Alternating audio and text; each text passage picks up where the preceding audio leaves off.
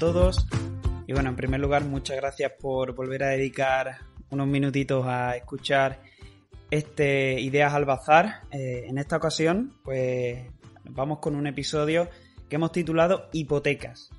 Lo que hemos aprendido y lo que nos hubiera gustado saber antes. ¿Por qué? Sobre todo porque sentimos que podemos compartir nuestra experiencia, ya que durante los 2 últimos años, pues bueno, hemos pasado en 2 ocasiones por el proceso de compra de una vivienda y, como es lógico, por el trámite de buscar financiación. Por tanto, nos gustaría compartir qué es lo que nosotros hemos aprendido en todo este procedimiento y quizás algunas cositas que nos hubiera gustado saber antes para no caer en ciertos errores que comentaremos a continuación. Aclarar que ambas viviendas, en este caso, ambas propiedades son de segunda mano. No sabemos nada sobre hipotecas o préstamos relacionados con la autopromoción, que ya sabemos que es otro modelo. Nosotros lo que hemos podido experimentar es tanto el préstamo personal como el préstamo hipotecario. Y por eso, como hay diferencias entre ambas, nos gustaría compartir cuál es nuestra visión al respecto. En todo caso, nos gustaría que esto pudiera servir a todos aquellos que están pensando o bien en adquirir una vivienda, o a quienes, conociendo a alguien, salga a la conversación y diga, pues el otro día escuché tal cosa y mírate esto o mírate aquello otro, o investiga o tal cosa. Igualmente, dejar algunas referencias de personas excepcionales profesionales y referentes a los que nosotros seguimos en su momento, tanto para iniciarnos en este mundillo como también si quieres saber algo más avanzado respecto a la inversión en propiedades inmobiliarias y demás, algo que nos gusta igualmente. Bien, pues comenzamos. Lo que aprendimos y lo que nos gustaría haber sabido antes de pedir un par de préstamos. Bueno, lo primero que aprendimos es la diferencia entre el préstamo personal y el préstamo hipotecario. Parece muy obvio, pero hasta que no te pones manos a la obra, no te das cuenta de que hay bastantes diferencias o diferencias notables entre ambos.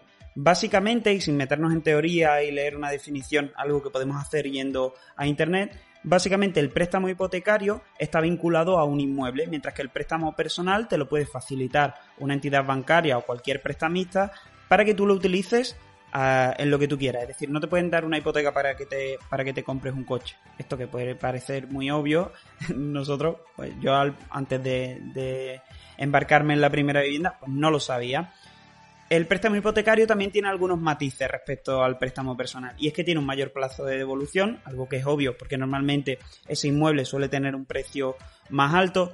Tiene un menor tipo de interés, esto que también tiene algo de truco, porque al ser más alargado en el tiempo, al final hay que ver el concepto total de los intereses que pagamos, pero bueno, el tipo de interés, el porcentaje de interés que nosotros pagamos respecto al dinero que nos prestan, sí que es menor respecto al préstamo personal. Ahora veremos los 2 tipos de interés que nosotros hemos obtenido en función del tipo de préstamo. Normalmente suele ser un mayor gasto de constitución, y eso supone, o es lógico, en base a que si tú pides más dinero, pues todos los gastos asociados, como son gestoría, como son notaría, bueno, todo lo que involucra y que veremos más adelante, que es otra cosa que aprendimos, también es mayor en el préstamo hipotecario que en el préstamo personal. La segunda cosa que aprendimos y que nos hubiera gustado saber antes son que las prisas no son buenas consejeras, y esto no es solo relacionado con los préstamos hipotecarios. Pero en este caso nosotros tenemos un buen ejemplo, y es que en el primero de los casos, cuando necesitamos para la primera vivienda, nos quedamos con un préstamo personal que estaba preconcedido por una entidad como es ING, con la que estábamos súper contentos. Bueno, buscábamos financiación, de repente la necesitábamos, había ahí un preconcedido con luces de neón llamándonos, y lo que hicimos fue, en 3 clics, básicamente habíamos hecho todo el procedimiento y solo era cuestión de recibir los cheques en un plazo de tiempo que establece la entidad.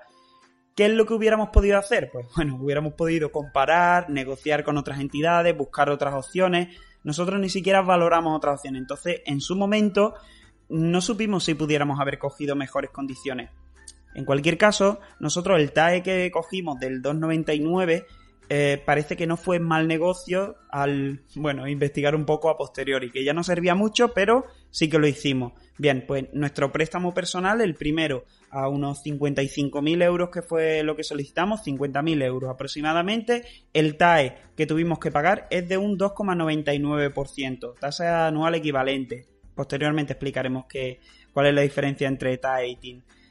También aprendimos bueno, no aprendimos de primera, por lo menos a leer. ¿Por qué? Porque en la segunda ocasión, cuando nos metimos con la segunda vivienda, solicitamos una tasación a ING Direct, que es uno de estos documentos que ya decimos que son gastos asociados con los que tú no cuentas, que comentaremos posteriormente, y solicitamos una tasación a ING pensando que era gratuita.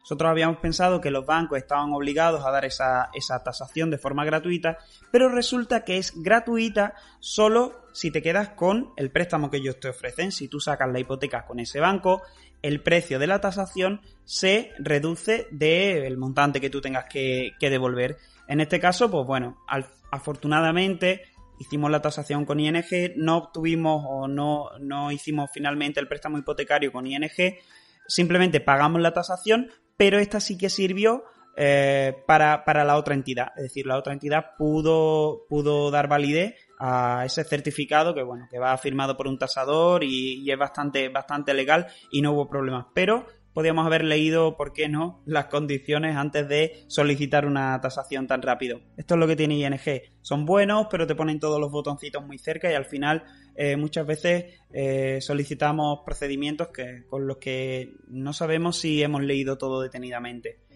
Bueno, sí que aprendimos a la segunda, por lo menos a comparar. ¿Por qué? Porque en la segunda ocasión, en la segunda vivienda, comparamos todos los bancos habidos o por haber.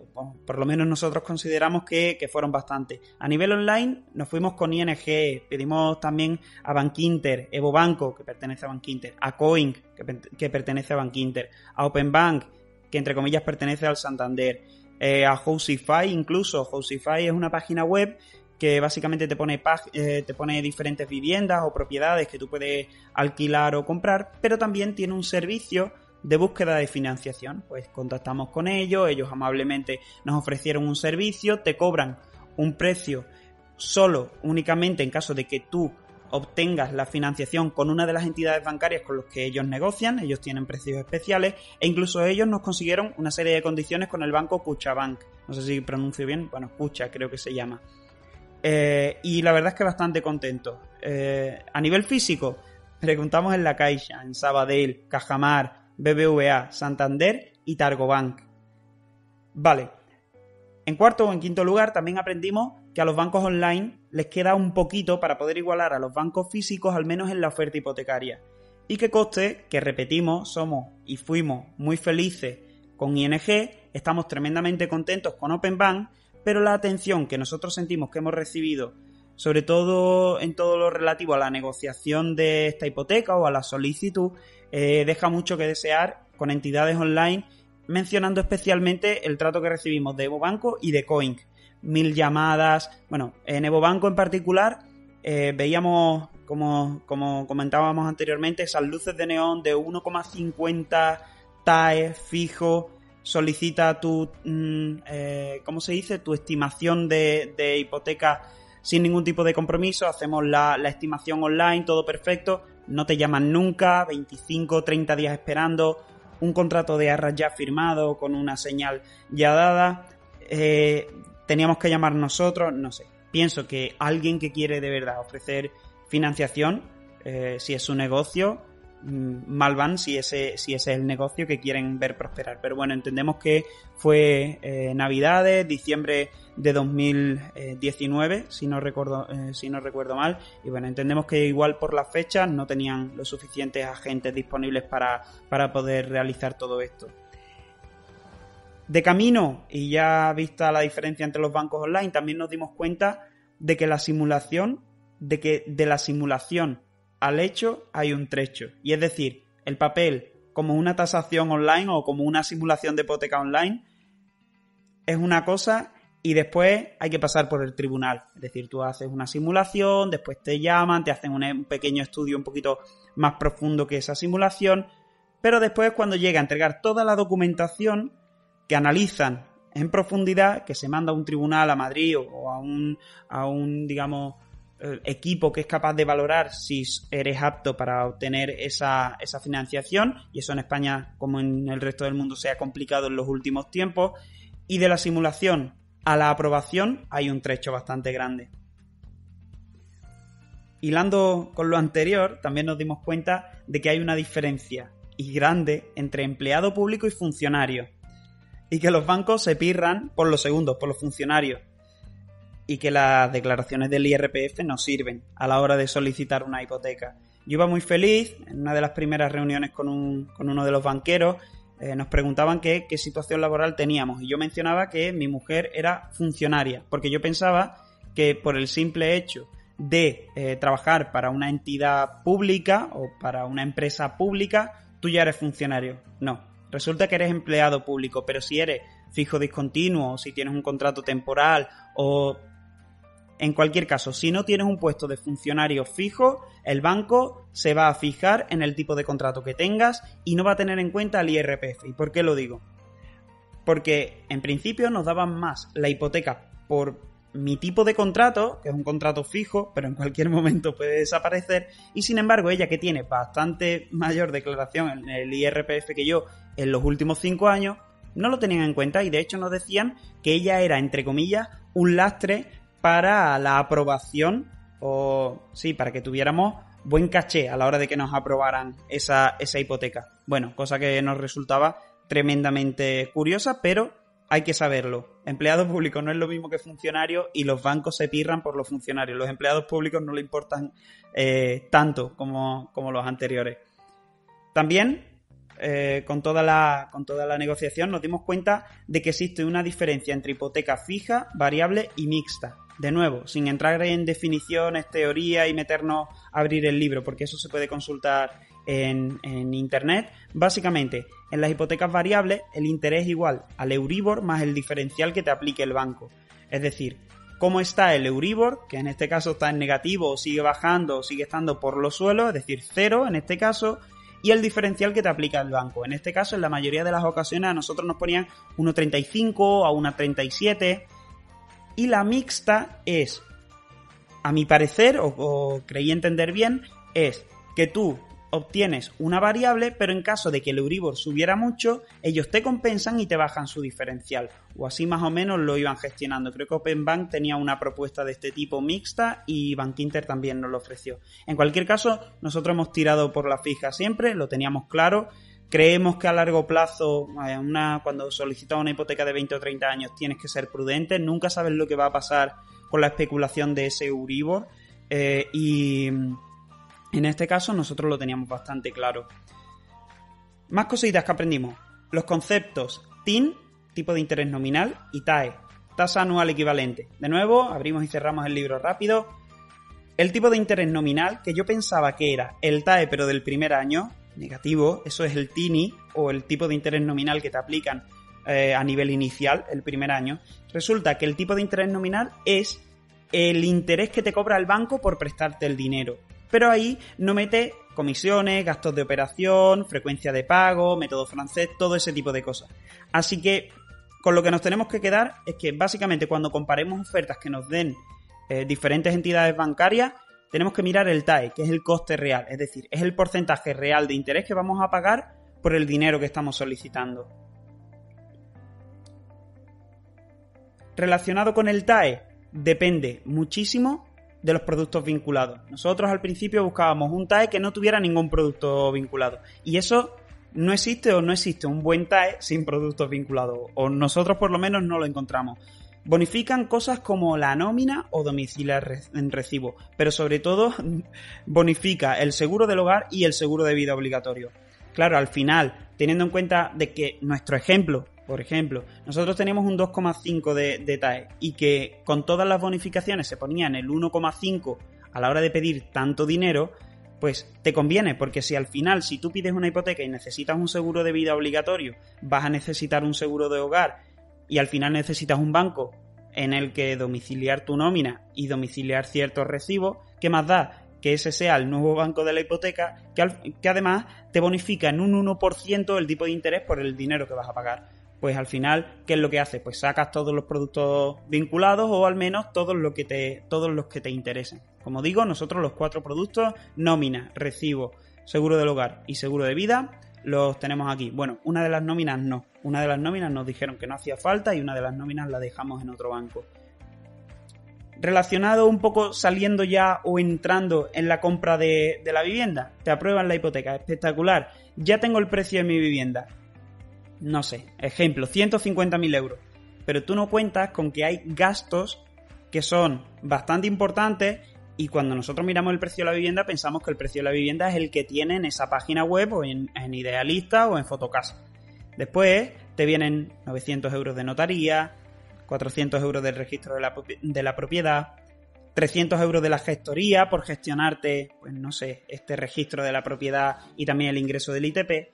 Y sobre todo está el impuesto de transmisiones patrimoniales, que va entre el 3,5 y el 7%, al menos en Andalucía, para menores de 35 años e inmuebles de menos de 130.000 euros. ¿Qué quiere decir esto?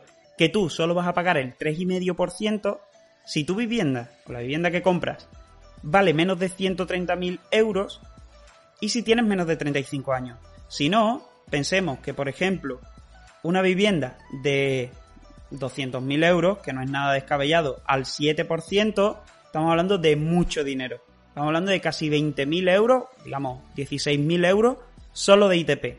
Tú tienes esos 16.000 euros solo de ITP. Es más, tú tienes 17.000 euros más el 20%, ya que el banco no suele darte más del 80% del coste total de la vivienda. Eso es algo muy a tener en cuenta. Y eso es algo que también tenemos que mencionar. Y es que los bancos es muy difícil que te concedan más del 80% del valor de la vivienda. Tú tienes el 20% restante más los gastos para afrontar el pago inicial. Bueno, si lo tienes perfecto, pero si no, es algo que nosotros dijimos. Cuando vas a comprar la vivienda te encaprichas en algo y después das un paso detrás y dices, joder, espérate que necesito una base, un colchón muy amplio para afrontar esta verdadera inversión. Inversión entre comillas. Hay algún economista por ahí que como digamos que una casa es una inversión, se va a enfadar. Por otro lado, también nos dimos cuenta, y esta es la parte buena, de que hay gente de categoría. Y le vamos a poner nombres propios. Se llaman Carlos y Gabriel en este caso. Carlos, un compañero de trabajo, el que, bueno, después de darnos 1000 chocazos y 1000 cabezazos con las entidades bancarias, llega y te dice, pues yo tengo un agente banquero o un asesor banquero de Targobank. ¿Por qué no lo llamas? Y le preguntas, porque a mí me ha dado una financiación espectacular. Bueno, Targobank, que no aparecía en mi mente, que no es una marca no concebida por mi mente, de repente se convirtió en el centro de mi interés. Targobank y Gabriel, un asesor chapó, sobresaliente desde el minuto 1. No solo nos consiguió las mejores condiciones, sino que también se preocupó desde el minuto 0 por explicarnos todo, sobre todo lo que era complejo, de forma muy sencilla. ¿Cómo hay que explicarlo? Para que lo entendamos hasta los dummies. Entonces, yo estaré eternamente agradecido a Carlos por recomendarme contactar con Gabriel y a Gabriel por todo lo que hizo por nosotros. Y este podcast o este capítulo del podcast tiene un poco ese objetivo, que si alguien, como también sirvió que nosotros recomendamos Targobank en nuestros círculos privados y se han beneficiado de esta recomendación, nos gustaría también que más gente se pudiera beneficiar de ella. Así que eternamente agradecido a ambos.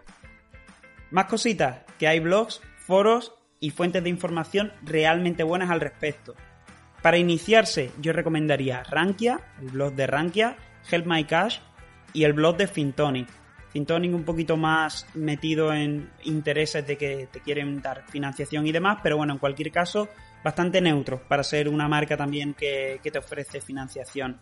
Después, para profundizar un poquito más respecto a la inversión en inmuebles, si merece la pena comprar o alquilar, todo este tipo de cuestiones que nos rondan la cabeza alguna vez, yo recomendaría altamente Pau Antó, que tiene un canal de YouTube que a mí me encantó y... Pau Antó, que me encantó. Bueno, pues sí, y lo sigo y le tengo la campanita y cada vez que publica algo suelo mirarlo, porque él va comentando un poco las inversiones que va realizando. Por otro lado, recientemente descubierto, gran descubrimiento, la web de La Hormiga Capitalista, Guillem Roch. Me encanta todo lo que divulga, cómo explica los fondos de inversión, cómo explica los fondos de pensiones. Lo descubrí en un podcast de Rankia en el que explica los pros y los contras de los planes de pensiones y desde entonces he leído prácticamente todas las entradas de su blog. Muy, muy recomendable. Por otro lado, trabajar desde casa tiene muy buen YouTube también, vídeos más cortitos y bueno, lo conocemos desde hace mucho tiempo y prácticamente me he visto todos los vídeos del canal y explica bastante bien todo lo que tiene que ver con la inversión en inmuebles. Cómo no, Fernando Alonso, de Píldoras del Conocimiento, probablemente uno de los mejores podcasts de referencia en España en todo lo que tiene que ver con el desarrollo profesional, empresarial, marketing e inversión. Y en este caso tiene 2 capítulos, uno en especial, el 26 del podcast, que se llama Todo sobre la inversión en inmuebles, y curiosamente esta misma mañana, día 21 de agosto, ha publicado otro exactamente igual, relacionado con esta temática. Finalizamos, para no alargarnos más, decir que nunca es tarde para que Leroy Merlin deje de ser un sitio hostil por definición. Malas tardes pasadas en sábado dando vueltas por el Leroy Merlin, deseando irme a casa, no me gustaba ver herramientas, no me gustaba ver puertas, no me gustaba ver escayolas ni trompos. Pero bueno, siempre es buen momento para redimirse y pasar muchos fines de semana en el Leroy Merlin, en Bricomar, en Bricodepot, en materiales de construcción La Boletina, donde haga falta, para, bueno, al final comprar la casa es solo el principio, después nos da por reformar, ¿no? El almacén de la reforma. Pues empezamos a tener otro tipo de ambiciones, por llamarlo de alguna forma. Bueno, me gustan todos menos IKEA, eso lo tengo que reconocer. No consigo cogerle el punto a IKEA. También, que no se me olvide, los de Leroy Merlin hacen unos videotutoriales estupendos. No sé cómo se las apañan, pero les compras algo y da gusto, porque es que después lo miras en el YouTube y está para tontos, vamos, para hacerlo de forma sencilla, incluso para los que no somos precisamente manitas. Último punto, que no hay nada como el placer de vivir en tu casa. Siempre, o durante mucho tiempo, renegué sobre lo que es tener mi propia vivienda, pensaba vivir de alquiler, el modelo alemán, toda mi vida. Bueno, esas son ideas que se tienen durante un tiempo, pero descubrí hace 2 años o así que no hay nada como la sensación de vivir en tu propia casa, bueno, en tu propia casa o la que tienes a medias con el banco, pero esa sensación existe. Y que no hay nada como el placer de sentirte cómodo en tu hogar, pero sobre todo de poder compartirlo con la persona adecuada. Esa que es mi señora esposa, la que me soporta como si me hubiera hecho una carrera de psicología en lugar de una de enfermería. Así que otra persona a la que darle las gracias por soportarme debajo de este techo.